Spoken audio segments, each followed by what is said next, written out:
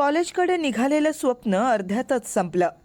मोहोळजवळ भरधाव टेम्पोचा कहर, 17 वर्षीय विद्यार्थिनींचा जागीच मृत्यू.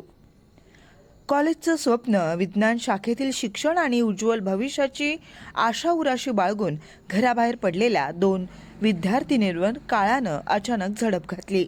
मोहोळ तालुक्यातील नजीक पिंपरी परिसरात आज सकाळी घडलेल्या भीषण अपघातात एका 2 विद्यार्थिनींचा जागीच मृत्यू झाला. या हृदयद्रावक घटनेमुळे संपूर्ण परिसरात शोककळा पसरली आहे. तांबोळे तालुका मोहोळ येथील प्रज्ञा धनाजी कोकाटे, वय वर्ष 17, ही मोहोळ येथील नेताजी महाविद्यालयात 11वी विज्ञान शाखेत शिक्षण घेत होती. आज सकाळी प्रज्ञा आणि तिची मैत्रीण स्नेहल काशीनाथ वाघमोडे, वय वर्ष 17, राहणार नजीक पिंपरी, या दोघी दुचाकीवरून नेहमीप्रमाणे कॉलेजला निघाल्या होत्या. मात्र नजीक पिंपरीच्या हद्दीत समोरून येणाऱ्या भरधाव टेम्पोनं त्यांच्या दुचाकीला जोरदार धडक दिली. धडकेचा जोर इतका भीषण होता की प्रज्ञा कोकाटे हिचा घटनास्थळी मृत्यू झाला. अपघाताचा आवाज ऐकताच परिसरातील नागरिकांनी घटनास्थळी धाव घेतली. गंभीर जखमी अवस्थेत असलेल्या स्नेहल वाघमोडे हिला तात्काळ मोहोळ ग्रामीण रुग्णालयात दाखल करण्यात आलं. मात्र तिची प्रकृती चिंताजनक असल्यानं पुढील उपचारासाठी तिला सोलापूर येथील खासगी रुग्णालयात हलवण्यात आलं होतं.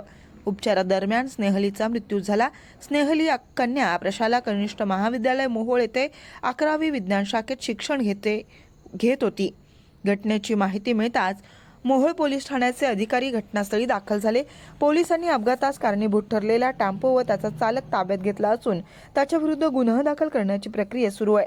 अपघाताचं नेमकं कारण आणि वेगाचा अंदाज घेण्यासाठी पुढील तपास केला जातोय.